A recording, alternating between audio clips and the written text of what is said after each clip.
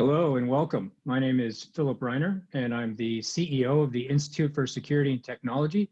We are a West Coast-based think tank that's focused on the intersection of technology and security issues. We are very pleased to have you all joining us here today for what we think is an incredibly important conversation around artificial intelligence and the governance of artificial intelligence from a national level perspective.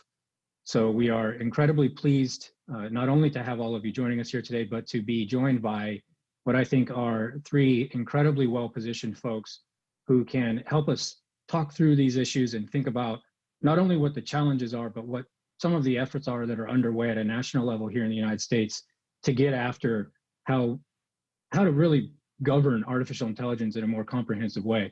So what I'd like to do is welcome the three panelists that we have here with us today. I'll do brief introductions and then we'll swing into the conversation itself. Thank you to Representatives McNerney and Olson and Dr. Noble for joining us here today. What I'd like to do is just do a brief introduction of the three panelists that we have with us here today. Dr. Noble, I think for all who are watching, is a professor at UCLA and is most prominently known for her work, the book Algorithms of Oppression. This is a seminal text in terms of thinking about how sexism and racism is inherent to algorithms and how to deal with that in a systemic way. Representatives Olson and McNerney come with us here today as the co-chairs of the House AI Caucus in the U.S. House of Representatives. Representative McNerney coming to us from the 9th Congressional District here in California, and Representative Olson coming from the 22nd Congressional District in Texas. So all three of you, thank you so much for being here today. We're really excited to get into this conversation. Brief word up front, logistics for all of those that are dialing in. The way that this will work is we will have an informal conversation between the panelists here for the beginning of the discussion. And then we'll open things up for questions and answers from you. So you can go ahead and get started now. You can start sending us those questions. We look forward to an engaged conversation to give you the opportunity to engage with these three experts on these issues so that you can have your questions answered in terms of what's being done to address these challenges. Just a quick scene setter up front. Why are we having this conversation here today? In large part, it was inspired by our recognition of the passage of a bill going through the House. And this was HR 2575, the AI in Government Act of 2020.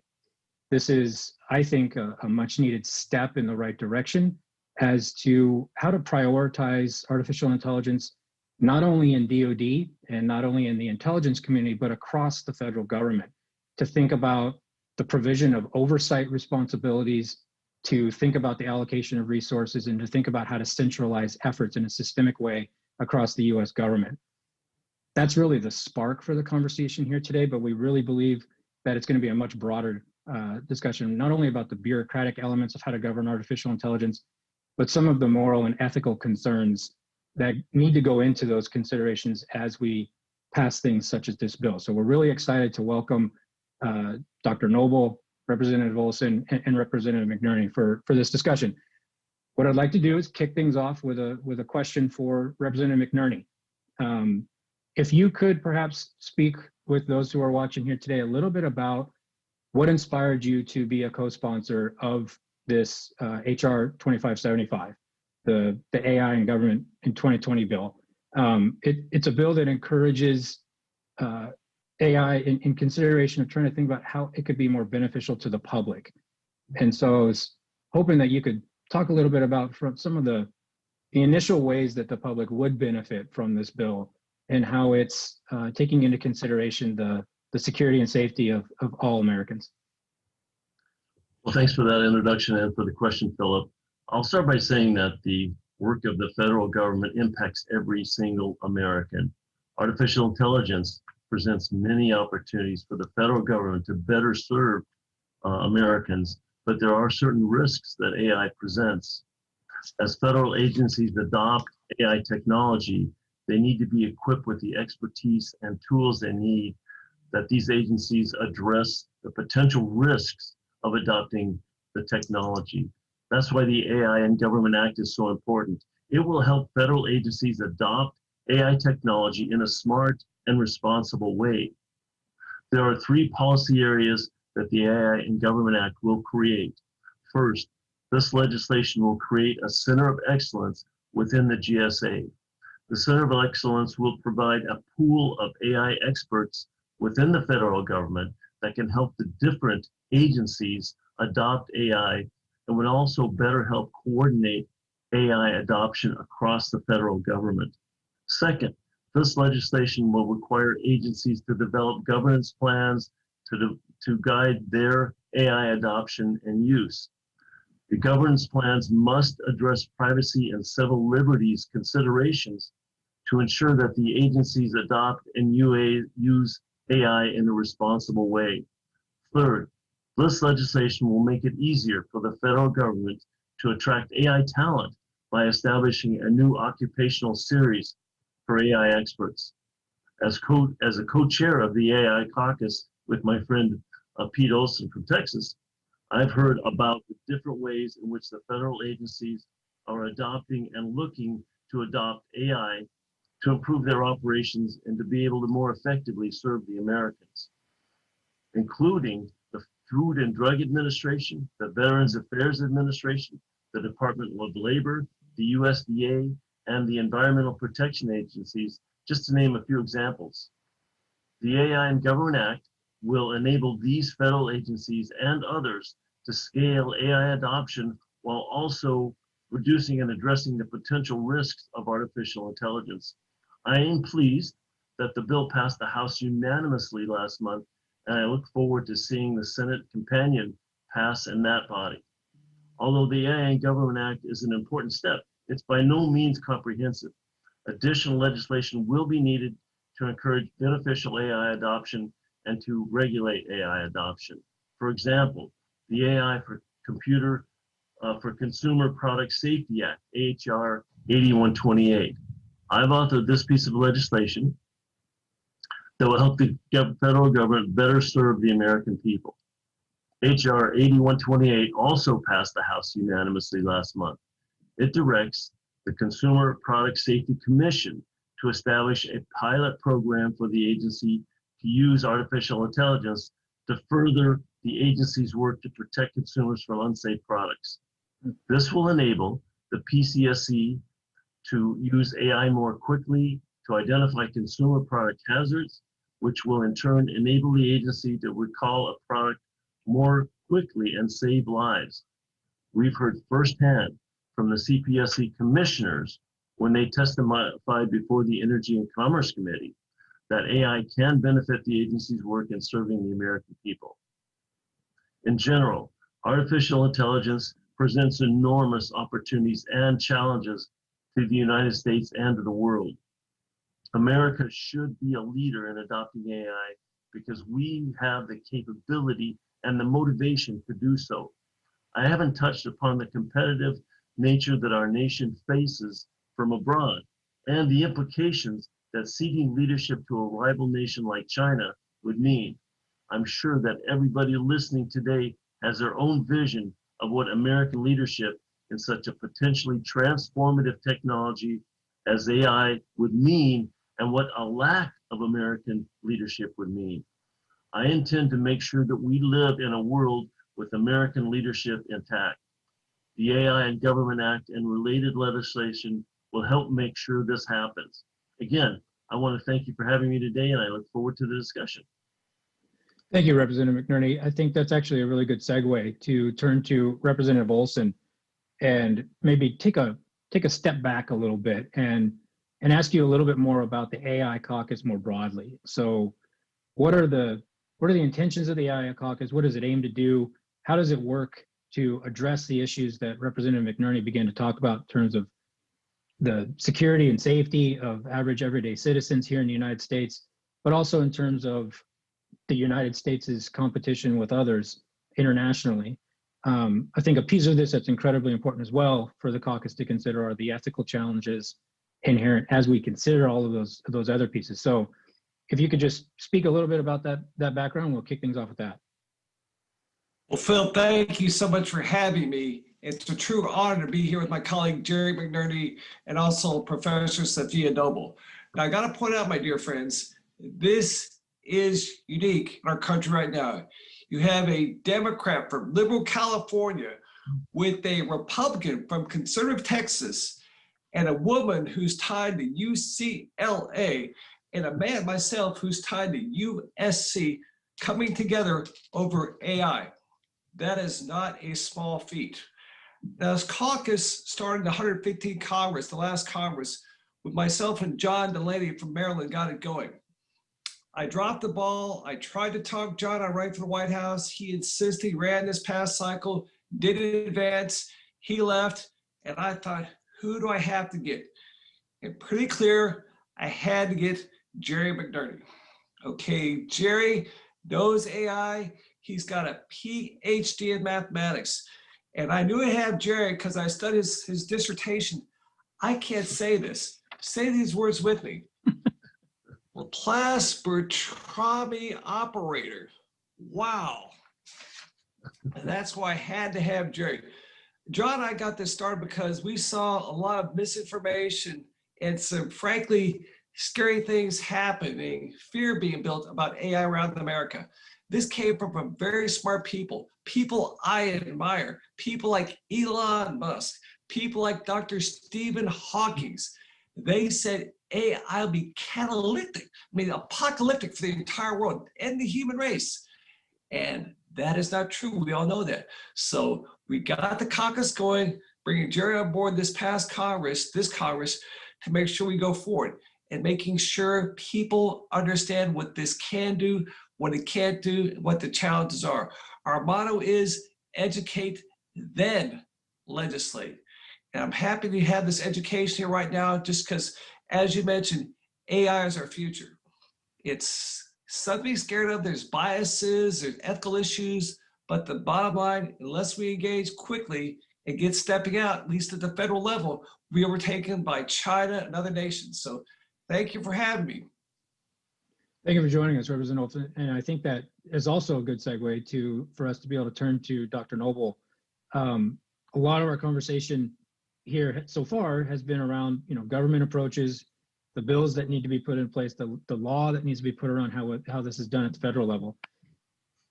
Something you've talked about so eloquently and so powerfully is, the inherent challenges with AI. And something I wanted to quote actually from the book, which I think is of direct import, your book, Algorithms of Oppression.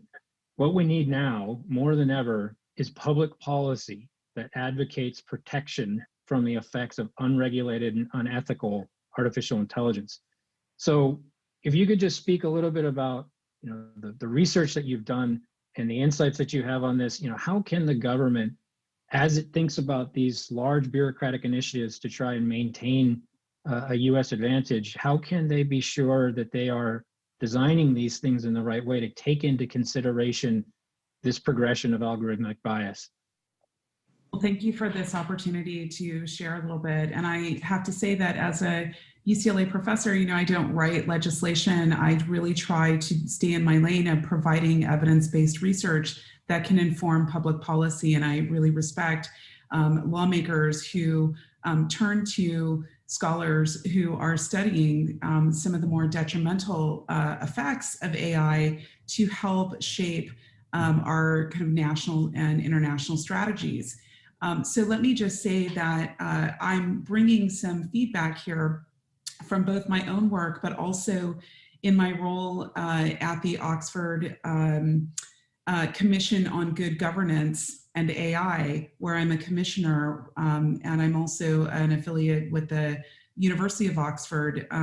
And working there with my colleagues, we are studying carefully, globally, the impact of AI on various societies, but really thinking more specifically about how we can provide research to lawmakers like Representative McNerney and Olson to better inform the way that we go about oversight. So I think this bill is particularly important when we talk about establishing a center of excellence or any kind of oversight, because this is indeed one of the areas of growth in our society that has very little oversight, or let's say where the tech industry, for the most part, are the only actors involved in oversight. And so let me just kind of enumerate a few of the things that I've learned in my research and also in my work with various commissions and boards around the world. One of the things we know is that there are many failures of machine learning and the way in which data is collected on various publics, which then informs a lot of AI task-driven work. So, even though I'm in Los Angeles, I want to say that our fantasies about AI and humanoid robots in this kind of sci-fi version of AI is really not the kind of AI I think we need to be afraid of right now. That's a lot more fiction than it is reality. What instead we're seeing are the kinds of things like the use of AI in facial recognition, in use of kind of like predictive analytics, predictive profiling of all kinds of people, whether it's in law enforcement activity or in recently you saw in the UK, the use of kind of predictive analytics and AI in determining who gets to go to the university. And in fact, misscoring so many students out of an opportunity to go to college. We certainly know that AI has already produced a number of concerns about encroachments upon civil rights and human rights, again, not just in the United States, but more broadly. And I think these are the kinds of things that we really want to make sure there is public policy oversight around.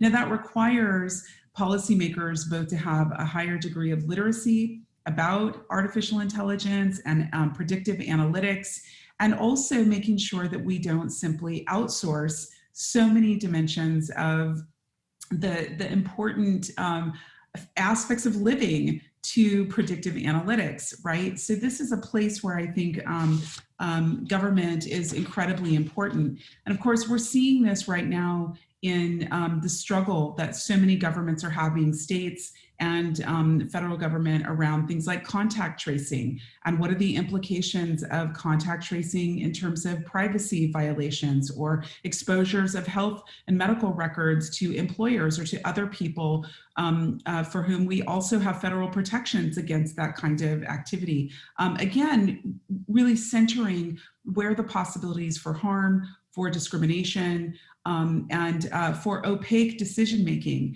You know, we've seen that for things like the disparate impact of higher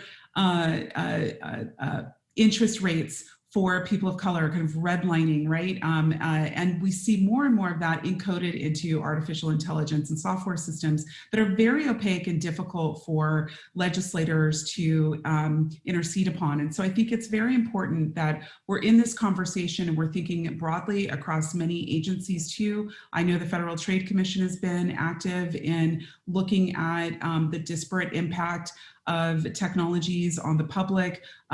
Consumer safety is certainly a very important way in which we should be thinking about and studying, quite frankly. You know, one of the things I often try to impress upon policymakers as I close here is just to say, you know, it's very important that we think about regulation and public policy around technology and AI, but we also need to kind of simultaneously fund research and education and these other kind of democratic institutional counterweights, libraries, K through 12, all of the spaces and places where the public can actually become deeply educated about these new and emergent technologies. And so I think these are kind of go hand in hand when we talk about oversight. And so just want to, maybe I'll leave it there as kind of some opening remarks, and I'm happy to join this conversation.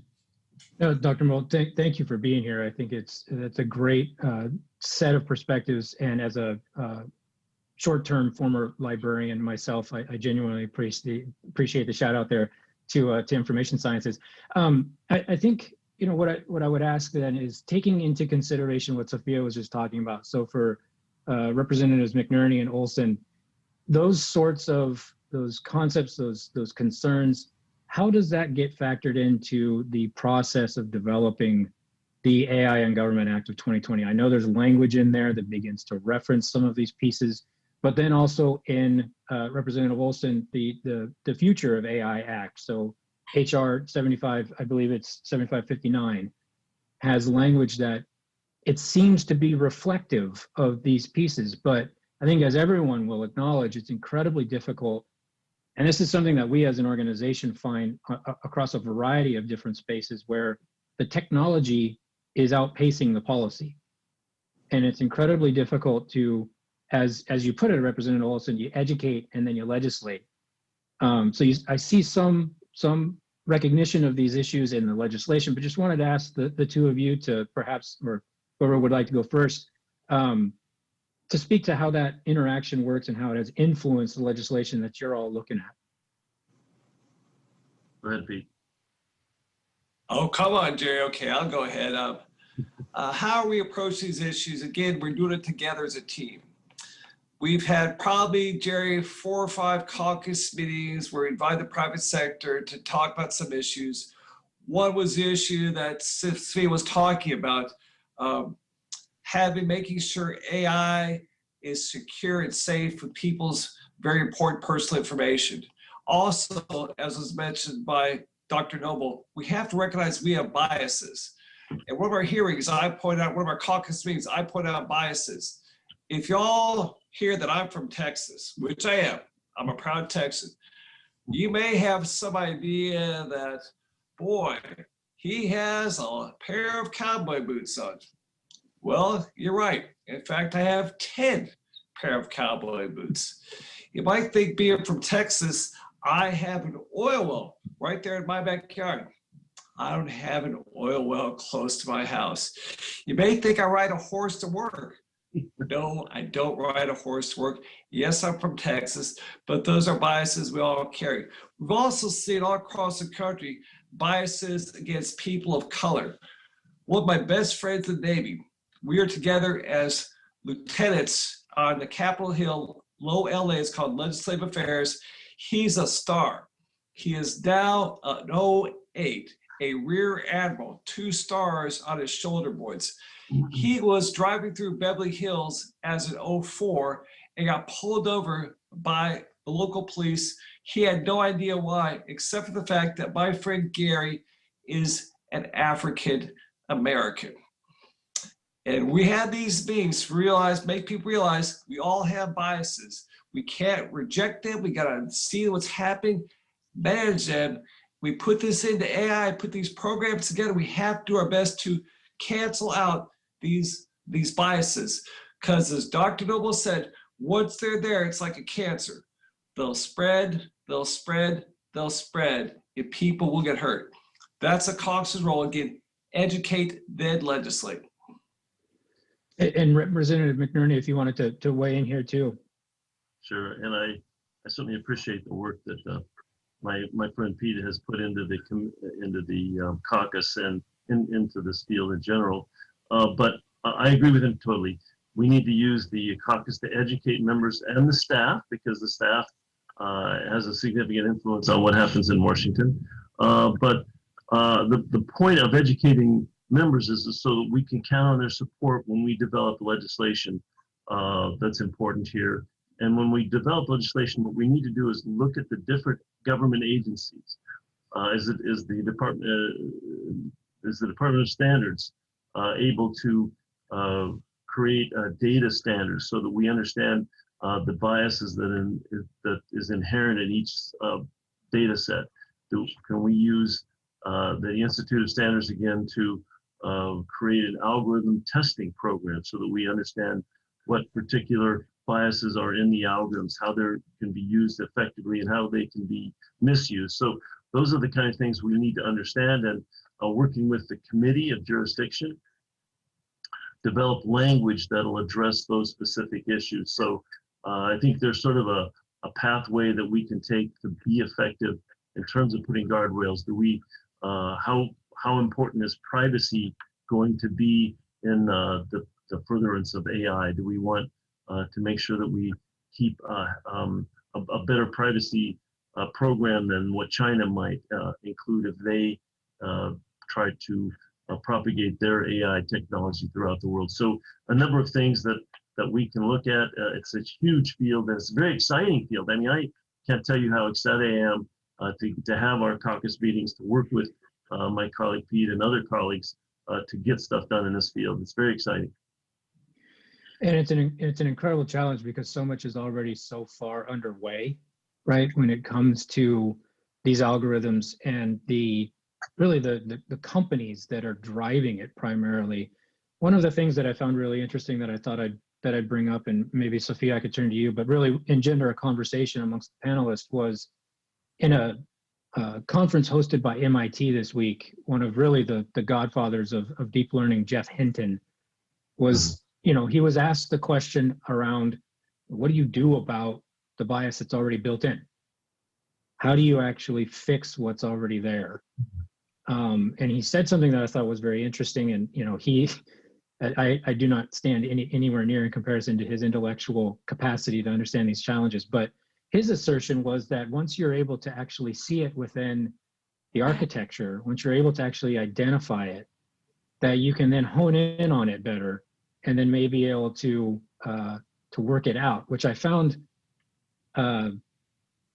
difficult to follow at a minimum. So maybe, Safiya, I could turn to you and kick that up, but maybe engender a conversation amongst the whole panel here.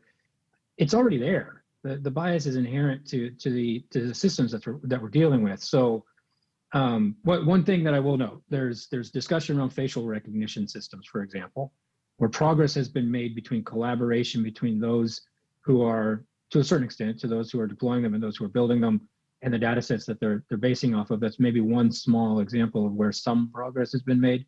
But Safiya, maybe if I could turn to you to speak to you, what do you do about the fact that it's already embedded in the systems?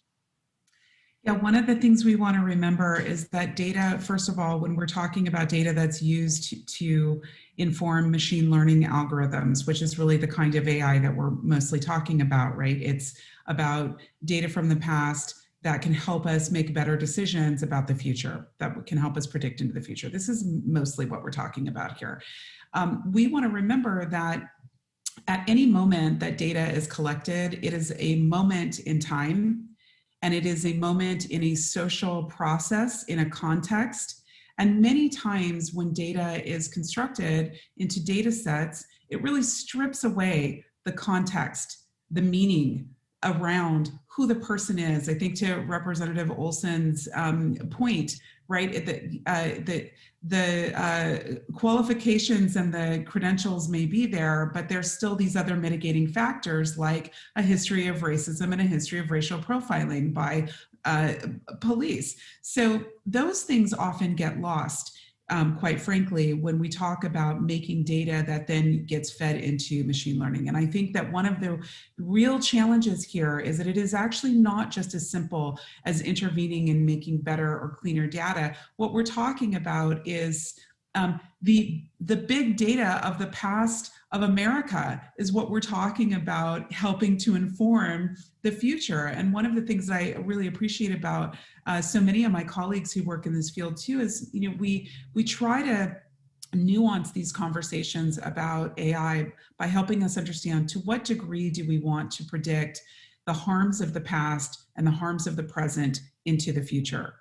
How indeed will we mitigate that? Now, that is not going to simply be solved by good algorithms and good technology. It's also going to be solved by improving the quality of life for all of the people in our country, by addressing poverty and all of the attendant kinds of injustices in our society, because those things will always be real-time gathered and moved into these decision-making processes. I would point here to the way, indeed, that algorithms and predictive analytics are used in the foster care system and social welfare systems. This is where my colleague Virginia Eubanks and her very important book, Automating Inequality, really shows us the flaws and the danger. Children being taken away from their parents based on bad and faulty data, people not getting attended to with the kind of care that they need because the algorithm didn't tell them to. So I think we have to get very serious about the context and the kinds of information that are going to go into building the AI of the future that is not going to be solved by simply tweaking the math. That is going to go with kind of, again, a robust kind of socio-technical, understanding the social and the technical dimensions of what's happening as we build these systems, and we must continually stay on top of them. I mean, really, there's no proven yet government yet that I've seen that's really figured out how to mitigate the harm. So this will be an ongoing practice that I think will extend beyond just the oversight. But of course, the oversight is an incredibly important first step that we must have. Representatives, if you wanted to speak to anything that Safiya was noting, please feel free to go ahead. I'll jump in here. And I appreciate the comments that Dr. Noble's making. You know, we're not robots. We're all human beings, and we all have our biases. Can you imagine how much different people would have answered questions 200 or 300 years ago as the way they answer them today? So 200 years from now, people are going to look back and say, what were you folks thinking? But given that, I think any data set is going to have its biases. And so we need to determine how we can look at a data set and based on when it was taken, the population that was included in the data set, the social environment around that, and who collected the data sets, another important factor, and identifying those in a sort of a data registry so that people know what biases are going into data in terms of what's out there already, how data is impacting them. I mean, some of Safiya's comments about separating families based on faulty data is absolutely unacceptable. I mean, we have to look at how that kind of information is being used today and put up some guardrails right now to prevent those things, those abuses from happening and propagating, and maybe trying to undo some of the damage that's been done, although using the government to undo damage is also a risky proposition. Amen, Jerry. Amen, Safiya. Amen, Safiya. I'd like to follow up on Dr. Noble's comments about she hit it right on the head. AI biases, take those out of these algorithms, is not something you flick a switch and do it, it's done.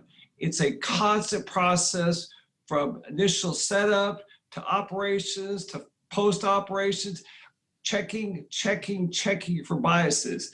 As Philip said, if we get those things out, the great doctor said that helps, but we got to find that and keep looking.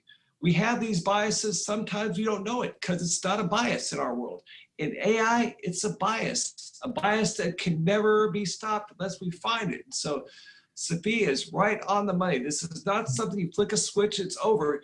Got to keep pushing, looking introspectively, keep looking, trying to find the biases, and if possible, eliminate them. It's a constant process. It never ends. And that's not a bad thing. It is absolutely a nonstop process. And speaking of nonstop, we're getting inundated with questions here from people who are watching, and I want to actually turn to that a little bit here. And there's a number of questions about the legislation itself. There's a number of questions for Safiya in terms of how the work that she's done, how she feels that it's actually being integrated into these considerations at the legislative level. Let me kick off with just the first one that came in, though, in terms of turnover on the Hill. So when yourselves, perchance, one were perhaps to be leaving Congress, how does that affect the objectives of the caucus? How does that affect the bills that are under consideration? And what does that handover look like when it comes to something like the AI caucus? Well, it's happening right now because I've announced my tenure's over. On October 3rd at noon, I'm done for Congress. But the good news is Jerry and I are friends. We've been talking about a transition now for 6 months. We've got some people from my side of the aisle identified. I can't say the names. So when John left, you found the caucus with me. I thought, oh my gosh, I'm alone now. And then there was my dear friend, Jerry. My point is there's good people out there that'll take my place and make it even better. And Jerry and I have been talking about this situation already. We've got some people to work, so we'll surprise you, but you'll be happy with the surprise. Well, I think a transition is important because it gets people in there with different perspectives and different ideas, different enthusiasms, and that's going to help further the cause. The caucus is going to continue its work. It's important to have co-chairs, one on the Democratic side and one on the Republican side, just in general terms. And I have to say, I didn't know Pete too well before the caucus, and now I know him quite well. We're good friends, so it's an opportunity to develop a relationship that furthers our work in AI and other areas. So thanks for inviting me to join you, Pete, 2 years ago. But I don't think it's going to impact the legislation that much. It's going to help us. It's going to help us again be more informed. Okay. But as I mentioned, I have a couple of AI bills that I've produced and that have passed the House. Pete has a couple of bills. There's several other members that have produced AI legislation, so it's going to move forward.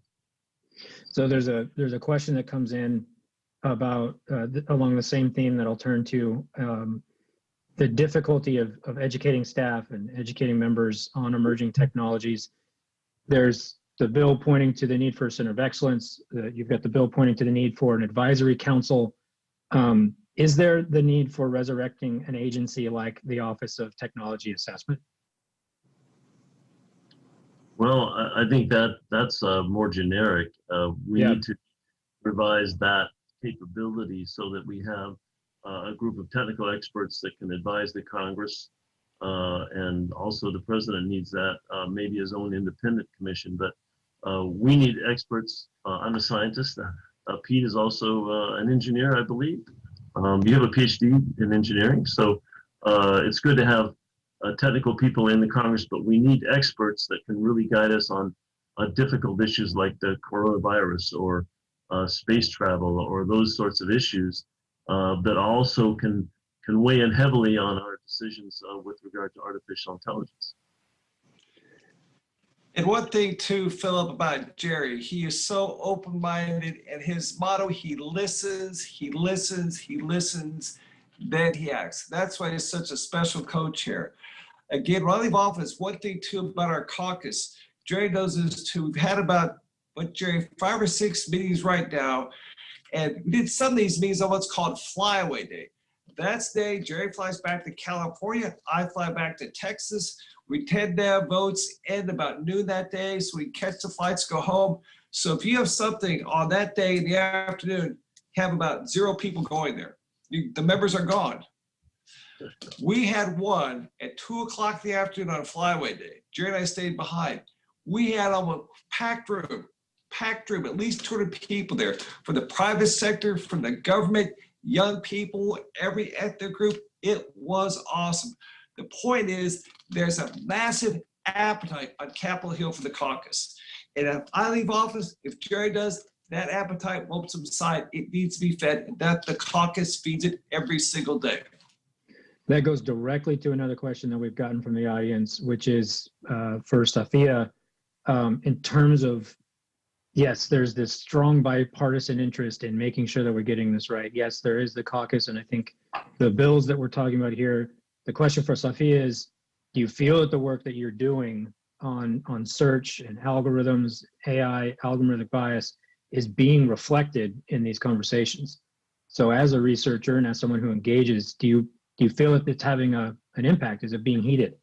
Yeah, I have to say that 10 years ago, when I started down this path of studying the harms of algorithms and AI, really kind of focusing on Google, but obviously looking at, broadly across the sector, I felt like it was a little bit like pushing a boulder up a mountain, quite frankly. It was very difficult to get people's attention. It was very difficult to get support and supported.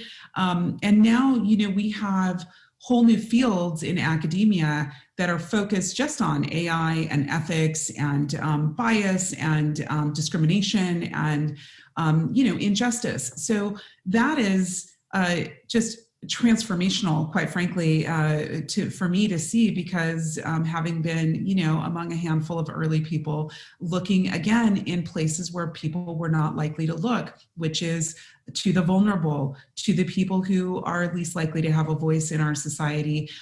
Those are the people that, quite frankly, many of these technologies are kind of beta tested on, because these are people in our society that many consider to be more disposable, quite frankly, which is just so crushing as a researcher to see. So yes, I think that I certainly would have never imagined that a decade later here I'd be sitting with these two distinguished members having this conversation, and so much interest globally and uptake for this work. I think also we're seeing, obviously, with the antitrust hearings that are going to pick back up, the Department of Justice suit against Google, it's clear that the only people who have been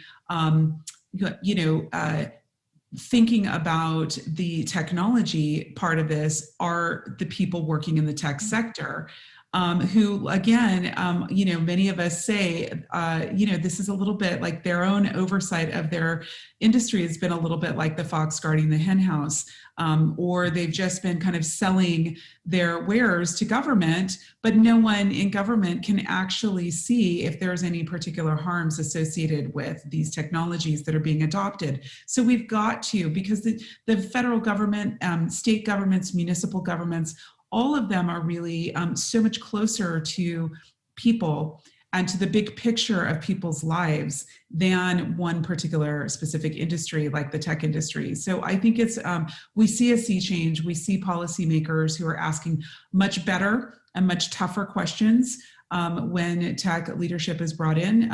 And I hope that continues. And I hope that the most vulnerable in our society will continue to be centered in these conversations.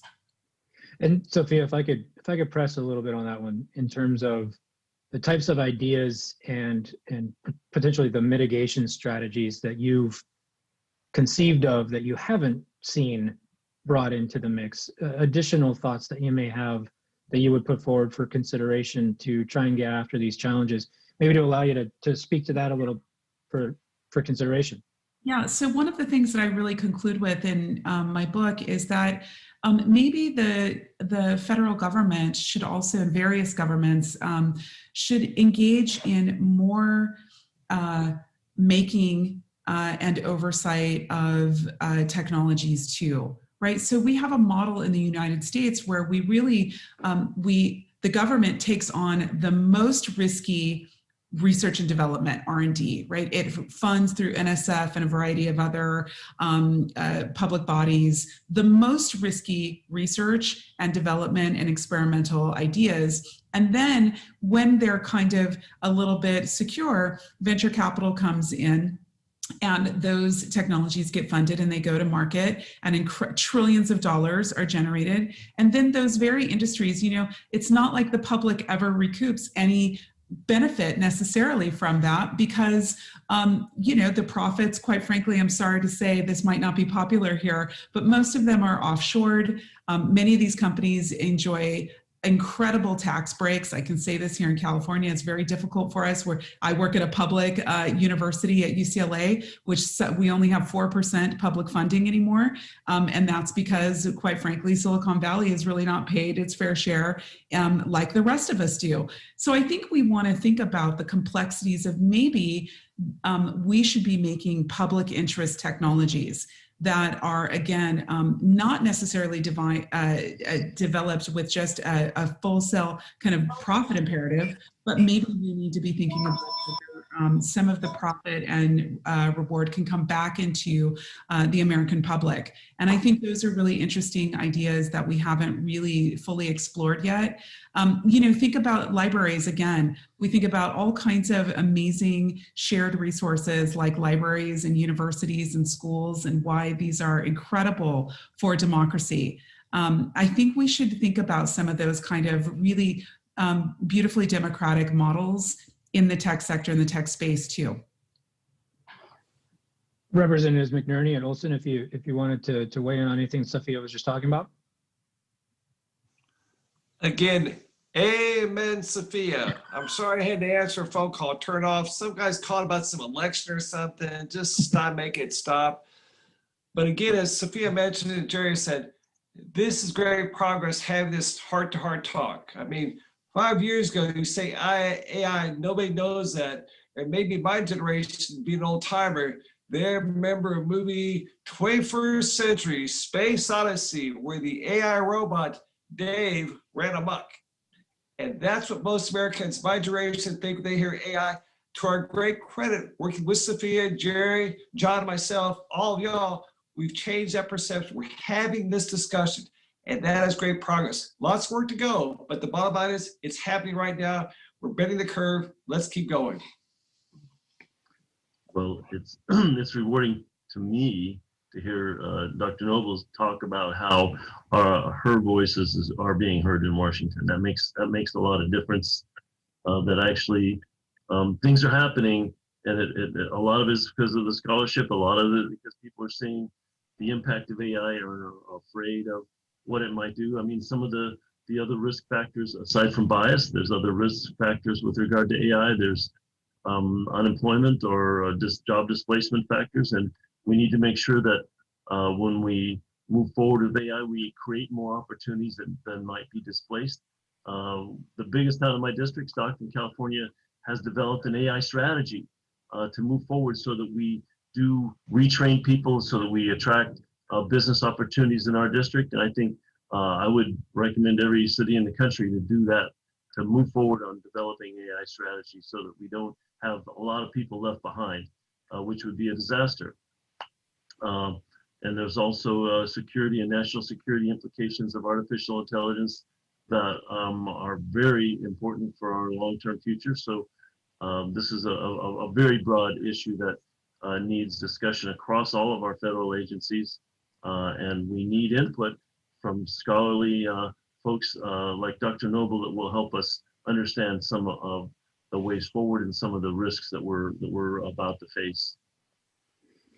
Yeah, and Safiya, to your specific point on the taxation issue, that was an element of your book that really struck me. To be honest, about just the sheer volume of dollars that could otherwise be going toward a lot of what we're talking about.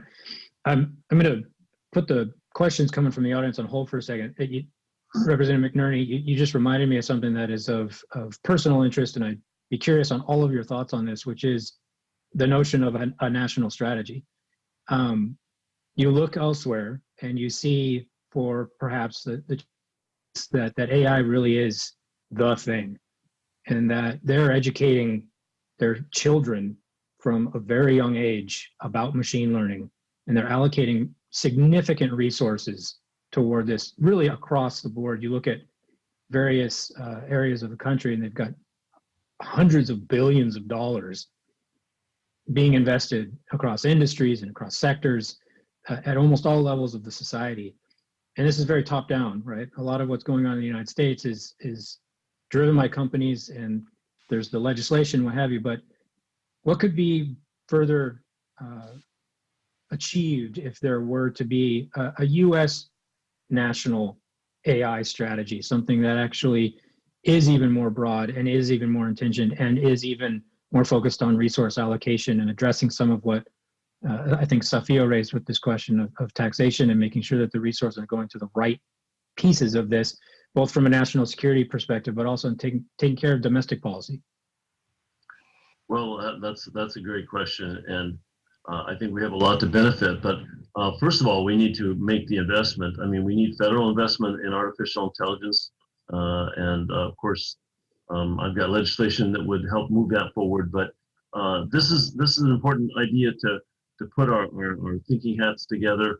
People from Texas, people from California, people from Rhode Island, and maybe even collaborating with people from Canada and Europe to make sure that we understand what the opportunities are, whether it's in agriculture, whether it's in energy efficiency and climate change, whether it's in public safety. I mean, these things need to be thought through, and we need policies that are going to support the best thinking that we can come up with. So a national strategy bringing the best people together. There's already a national security commission on security of AI. It's important that they have their meetings. They're trying to grow their realm of jurisdiction, and that's fine. That's expected. And maybe that's the basis for a national strategy on the more encompassing ideas with regard to artificial intelligence than just national security. Yeah, if I might add, there really are a few important bodies that I think are convening and also trying to think about coordination. I can say that at UCLA, we have partnered with the UCLA Law School and the Promise Institute for Human Rights and have brought in a number of experts to think about the human rights implications of AI and are writing reports, again, bringing people from the United States and Europe mostly right now, but we hope to extend that beyond those two kind of areas, parts of the world. I've seen in a new appointment that I have to the World Economic Council's, one of their forums on humanity and AI, a number of experts from many different countries, about 25 different people from all over the world, where we're thinking about the policy implications. And of course, much of the policy recos from that body get shared around the world. Certainly the United Nations has been thinking about this, and different UN special rapporteurs, many of whom are appointed in academia in the United States, are engaging with people from around the world about AI policy. And again, I think that there are many layers and dimensions of the ways that we should be thinking about how to bring those conversations together. And we have many of the world's leading experts, both in terms of national security, but also in terms of social harms here in the United States. And so it's shocking to me, quite frankly, that this has not been a more prominent conversation during this year's kind of elections, both at the kind of federal and at the local levels. But I think that we need to harness and coordinate much more this expertise so that we can have the kind of evidence-based, research-informed public policy that I think so many of us want. And the one thing Jerry and I encounter every single day, it's a problem of our democracy, is we have funding for 1 year. And that means we have a change in the White House, a change in control in Congress. We may go back to zero. And that's a challenge we have to have, because I mean, who knows what's going to happen this November? In 2 weeks, we may go a whole other direction with AI in the federal government. That's our country, that's our democracy, but that hurts what Dr. Noble's trying to do, and have consistency and find the biases, find the injustice. We can do that. We have to have consistency, not change course, and that's a challenge in our government. I mean, we can't have like China can throw money after money, year after year. We can't do that. We just don't do that in our country. We have to find a way to compete and make sure that we're driving the train on AI. And that means DC, like Dr. Noble said, developed like the internet. Who developed the internet? DOD. Then it got out to private capital investors, then it took over the world. We have to do that for AI. Also, one example about federal government, dear to my heart, right down the road, NASA, the Johnson Space Center. Every time there's been a change in the White House, a change in Congress, their current plan has been changed dramatically. We can't let AI be like NASA. AI has to be out separate with some sort of funding, some policies that survive a change in the White House, a change in the House and Congress, or change in governor's mansions. It has to be something stable in our democracy. That's tough. We have to find a way to do it. It is tough. And I think what you spoke of earlier, Representative Olson, is the fact that this is a bipartisan issue. It actually really does bring folks together from across the spectrum. I would note, somebody I know very, very well, at least I follow very closely, is someone who made the joke that if he even heard the words artificial intelligence in one of the presidential debates, that he would drink an entire bottle of wine, and he got away scot-free. It's an interesting juxtaposition there. I'm going to come back to some of the questions. We've got about 5 minutes left in our time here. This is a little bit more down in the weeds. it gets a little bit to what you were just talking about, Representative Olson, in terms of coordination, both at the state and national level. Is there a need to coordinate AI-related surveillance at the municipal, state, and local level with a federal multi-stakeholder and board-certified mechanism?